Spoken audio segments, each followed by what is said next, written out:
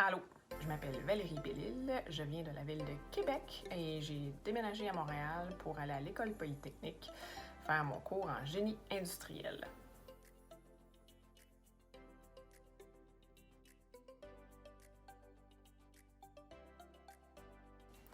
Qu'est-ce que tu voulais devenir lorsque tu étais petite?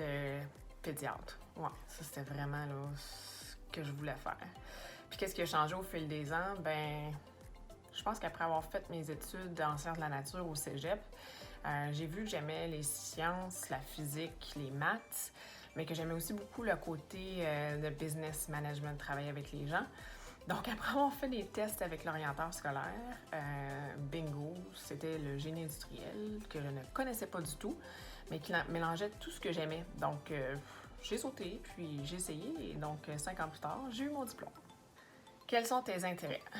J'adore aller jouer dehors, avec la famille, toute seule, avec les amis, faire du vélo, faire la randonnée, aller faire du camping, tout ça, on aime. Qu'est-ce que tu fais pour le plaisir? J'adore cuisiner. Cuisiner des repas pour la famille, essayer des nouvelles recettes. Je pense que pendant le confinement, j'ai quand même excellé ma recette de bagels de Montréal. C'était délicieux. Merci, Ricardo. Est-ce qu'il y a d'autres choses qu'on devrait savoir sur toi? Il y a plein de choses que vous devriez savoir sur moi, mais là, je peux pas tout vous raconter, là. Fait que, on continue. Pourquoi la culture scientifique est-elle importante pour toi? Je pense que la science, c'est la base de tout. C'est comme ça qu'on a fait les grandes découvertes. C'est ce qui explique comment le monde fonctionne, qui est vraiment important. C'est ce qui nous permet d'avancer. C'est ce qui nous permet de prendre des décisions basées sur des faits. C'est aussi une approche que j'aime en termes de pensée critique, en termes d'équipe, parce que ça prend plein de monde pour pouvoir trouver des solutions puis pouvoir faire des avancées. Donc, la science, c'est simplement au cœur de tout et au cœur de ce que je crois. Comment trouves-tu que ta formation en génie t'aide dans ta carrière?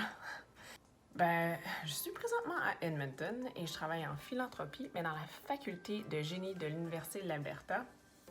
Donc, il y a un lien avec le génie ici, hein?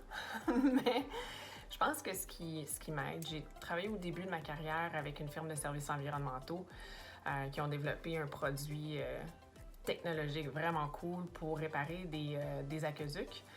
Donc, au lieu de creuser toute la rue puis de réparer le tuyau, ce qu'on fait, c'est une espèce de tuyau d'arrosage de pompier qu'on rentre à l'intérieur du tuyau, qui gonfle, qui devient dur, puis que ça fait un nouveau tuyau dans le tuyau sans avoir eu à creuser.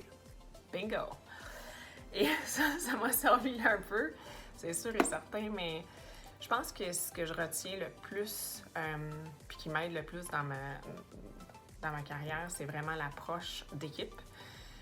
On peut pas tout faire tout seul. Je pense que c'est savoir identifier des problèmes, aller chercher les gens qui sont nos ressources qui peuvent nous aider, être capable de faire des partenariats, d'être capable de bâtir des relations de confiance. Je pense que tout ça, c'est quelque chose que j'ai appris la valeur de ça pendant mon cours en génie. As-tu un livre de sciences ou génie préféré? Quel est le premier livre de génie ou de sciences que tu te souviens d'avoir lu? Je me souviens que j'étais abonnée à des revues. Je pense que c'était le Club des petits débrouillards. Je recevais ça, je lisais ça passionnément. J'ai fait des camps scientifiques. J'ai toujours aimé ça, patenter les affaires, comprendre comment les choses marchaient, essayer, si jamais il y avait quelque chose qui pouvait marcher mieux, de faire en sorte que ça marche mieux. Mais j'ai pas mes revues des petits débrouillards.